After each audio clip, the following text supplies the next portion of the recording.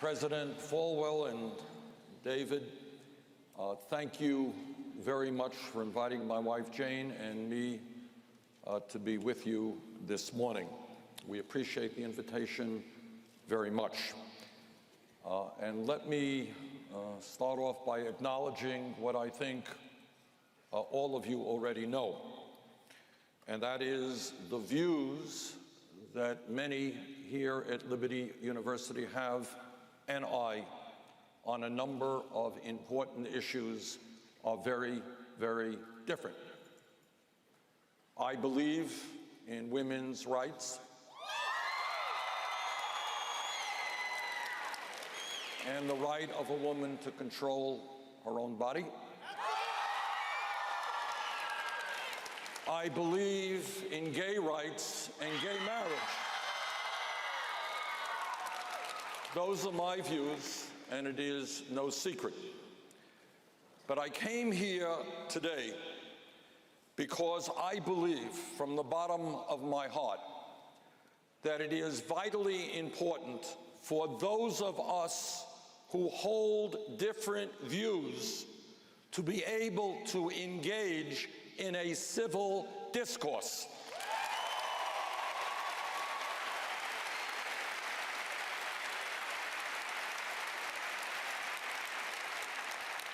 Too often in our country, and I think both sides bear responsibility for us, there is too much shouting at each other.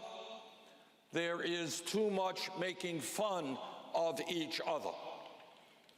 Now, in my view, and I say this as somebody whose voice is hoarse because I have given dozens of speeches in the last few months, it is easy to go out and talk to people who agree with you. I was in Greensboro, North Carolina just last night. All right, we had 9,000 people out. Mostly they agreed with me, and tonight we're going to be in Manassas and have thousands out, and they agree with me. That's not hard to do, and that's what politicians by and large do. We go out and we talk to people who agree with us. But it is harder, but not less important, for us to try and communicate with those who do not agree with us on every issue.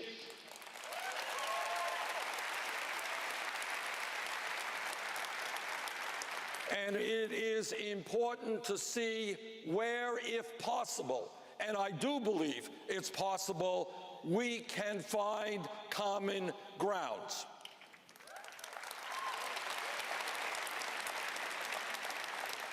Now, Liberty University is a religious school, obviously.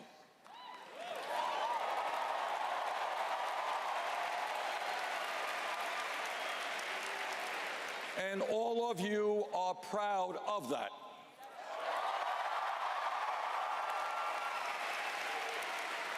You are a school which, as all of us in our own way, tries to understand the meaning of morality.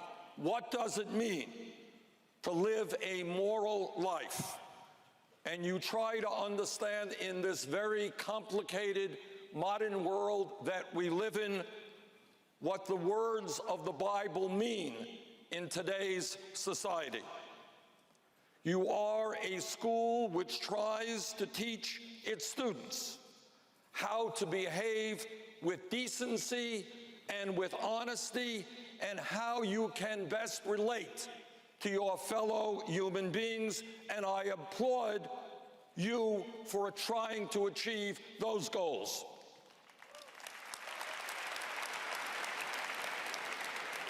Let me take a moment, or a few moments, to tell you what motivates me in the work that I do as a public servant, as a senator from the state of Vermont.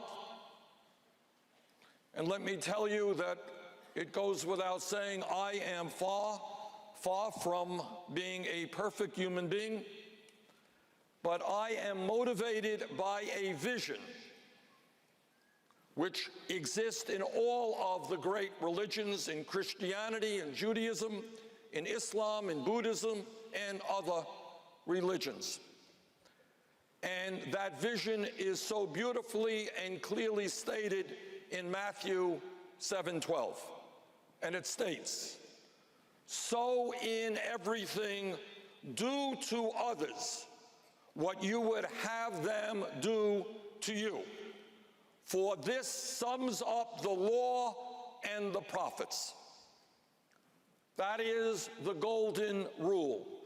Do unto others what you would have them do to you. That is the golden rule, and it is not very complicated.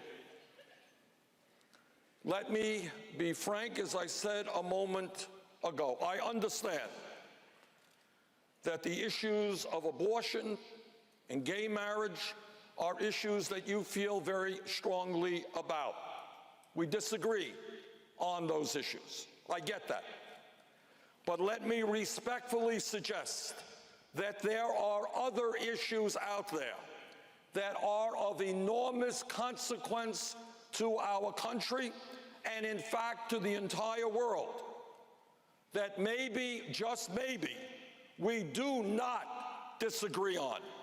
And maybe, just maybe, we can try to work together to resolve them.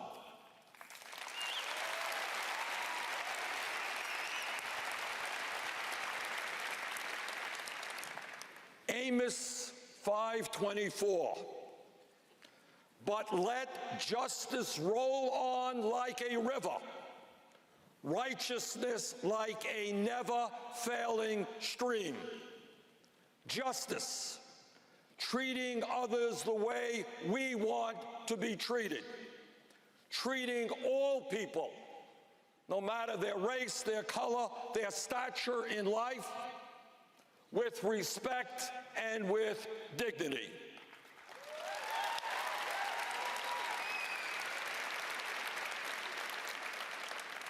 Now, here is my point. Some of you may agree with me, and some of you may not.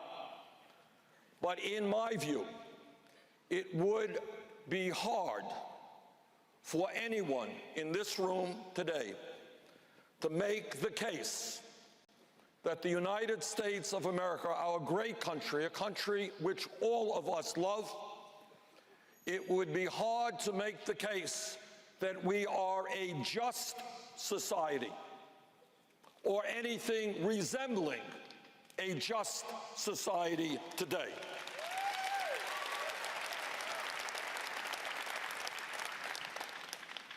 In the United States of America today, there is massive injustice in terms of income and wealth inequality.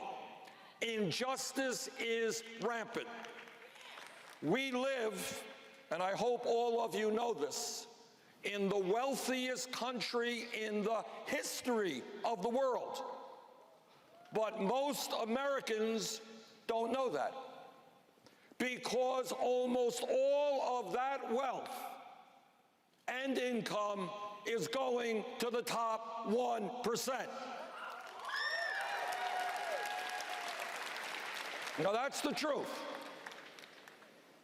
We are living at a time, and I want all of you, if you would, put this in the context of the Bible, not me, in the context of the Bible. We are living at a time where a handful of people have wealth beyond comprehension. And I'm talking about tens of billions of dollars, enough to support their families for thousands of years, with huge yachts and jet planes and tens of billions. More money than they would ever know what to do with. But at that very same moment, there are millions of people in our country, let alone the rest of the world, who are struggling to feed their families. They are struggling to put a roof over their heads, and some of them are sleeping out on the streets. They are struggling to find money in order to go to a doctor when they are sick.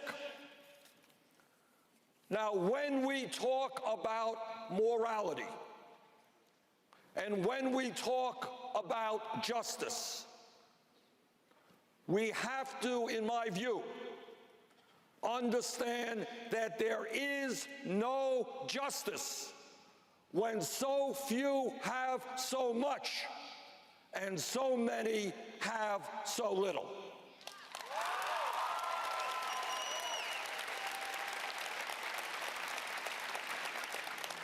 There is no justice, and I want you to hear this clearly, when the top 1/10 of 1%, not 1%, the top 1/10 of 1% today in America owns almost as much wealth as the bottom 90%. And in your hearts, you will have to determine the morality of that and the justice of that. In my view, there is no justice when here in Virginia and Vermont and all over this country, millions of people are working long hours for abysmally low wages of $7.25 an hour, of $8 an hour, of $9 an hour, working hard but unable to bring in enough money to adequately feed their kids. And yet at that same time, 58% of all new income generated is going to the top 1%. You have got to think about the morality of that, the justice of that, and whether or not that is what we want to see in our country. In my view, there is no justice when, in recent years, we have seen a proliferation of millionaires and billionaires, while at the same time, the United States of America has the highest rate of childhood poverty of any major country on earth. How can we, I want you to go into your hearts, how can we talk about morality, about justice, when we turn our backs on the children of our country?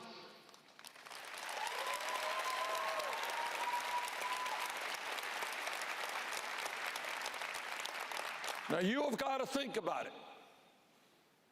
You have to think about it and you have to feel it in your guts. Are you content? Do you think it's moral that 20% of the children in this country, the wealthiest country in the history of the world, are living in poverty? Do you think it is acceptable that 40% of African American children are living in poverty? In my view, there is no justice, and morality suffers when in our wealthy country, millions of children go to bed hungry. That is not morality. And that, in my view, is not what America should be about.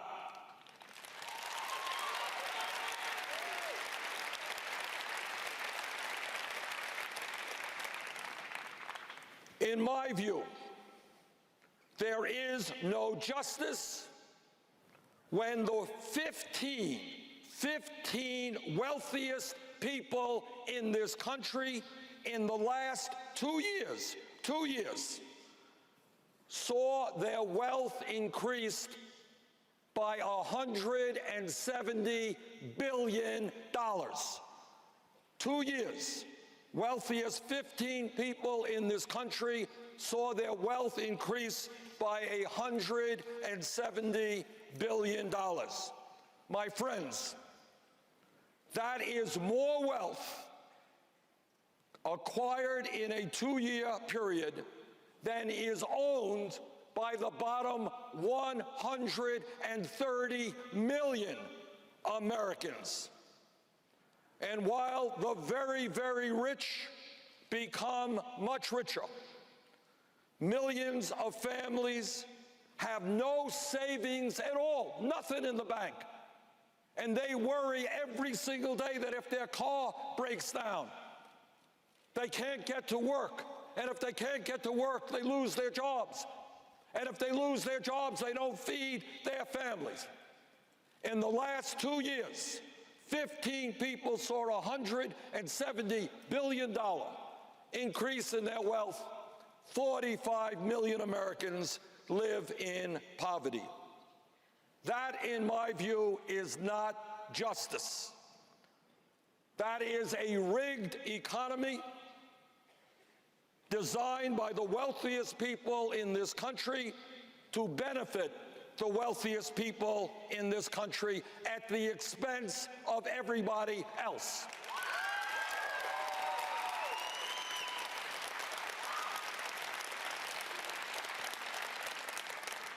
In my view, there is no justice when thousands of Americans die every single year because they don't have any health insurance and don't go to a doctor when they should. I have talked personally to doctors throughout Vermont and physicians all over this country, and without exception, they tell me that there are times when patients walk into their office very, very sick, and they say, "Why didn't you come in here when you were sick?" And the answer is, "I don't have any health insurance, or I have a high deductible. I thought the problem would get better."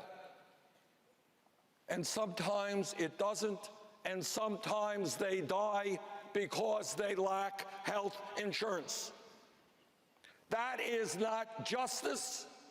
That is not morality. People should not be dying in the United States of America when they are sick.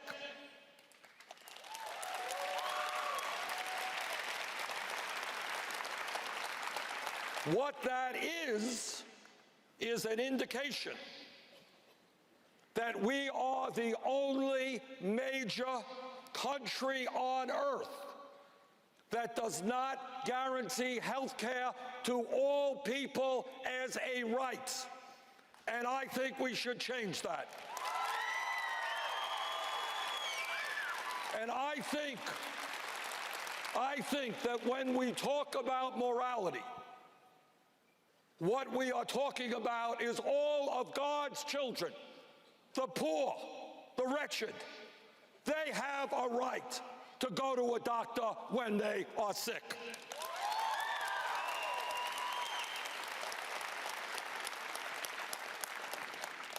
You know, there is a lot of talk in this country from politicians about family values. You've all heard that. Well, let me tell you about a family value. In my view, there is no justice when low-income and working-class mothers are forced to separate from their babies 1 or 2 weeks after birth and go back to work because they need the money that their jobs provide. Now, I know everybody here, we all are, maybe in different ways, but all of us believe in family values. Jane and I have 4 kids. We have 7 beautiful grandchildren. We believe in family values.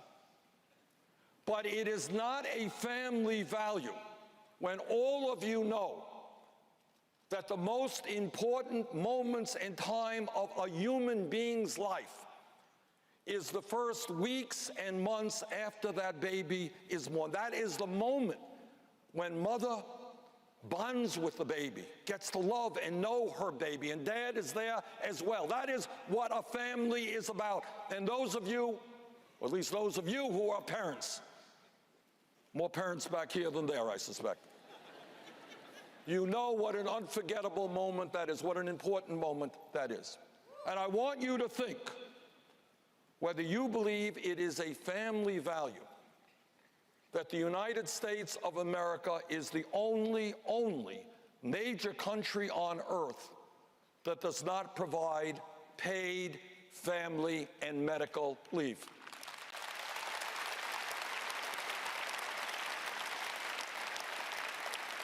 Now, in English, what that means is that all over the world, when a woman has her baby, she is guaranteed the right, because society understands how important that moment is. She is guaranteed the right to stay home and get income in order to nurture her baby. And that is why I believe, when we talk about family values, that the United States government must provide at least 12 weeks of paid family and medical leave.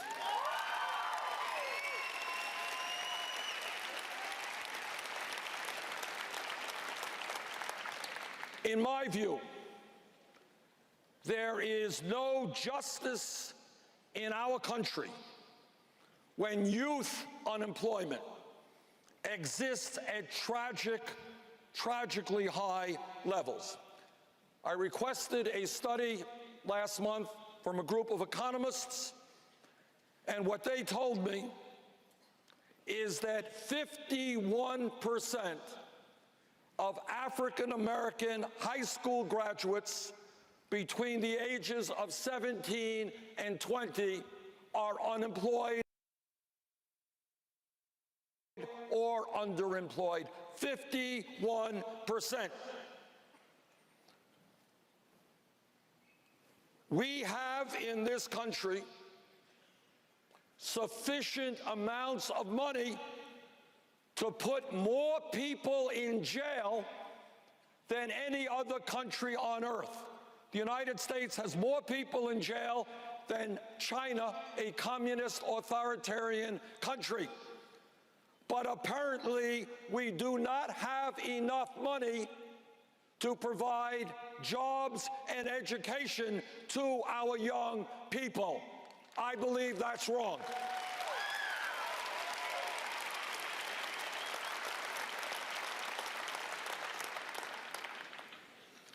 I am not a theologian.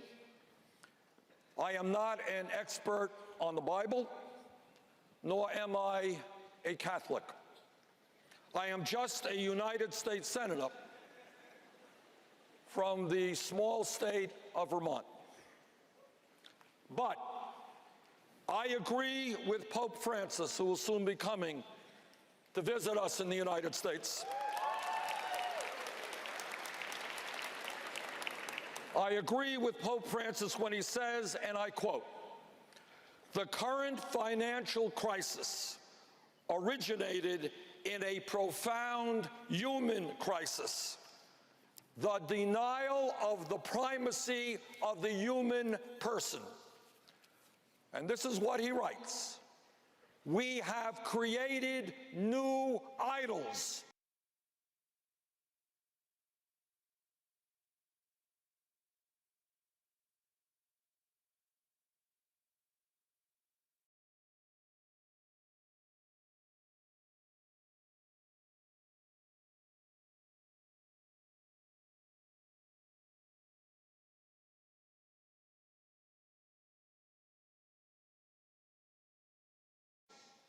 the worship of the ancient golden calf has returned in a new and ruthless guise, in the idolatry of money and the dictatorship of an impersonal economy lacking a truly human purpose." End of quote.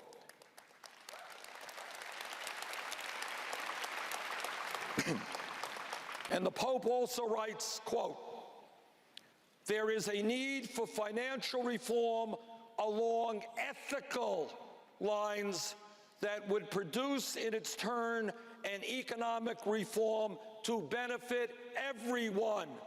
Money has to serve, not to rule. End of quote.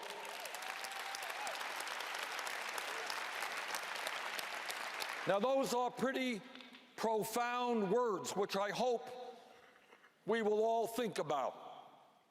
In the Pope's view, and I agree with him, we are living in a nation and in a world, and the Bible speaks to this issue, in a nation and in a world which worships not love of brothers and sisters, not love of the poor and the sick, but worships the acquisition of money and great wealth. I do not believe that is the country we should be living in.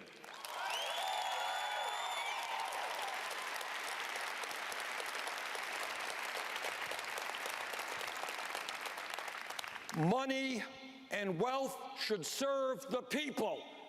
The people should not have to serve money and wealth.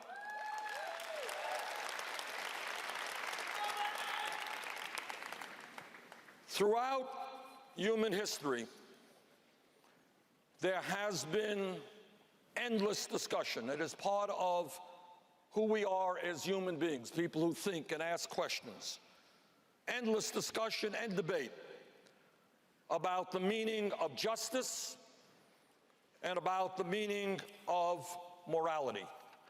And I know that here at Liberty University, those are the kinds of discussions you have every day, and those are the kinds of discussions you should be having, and the kind of discussions we should be having all over America.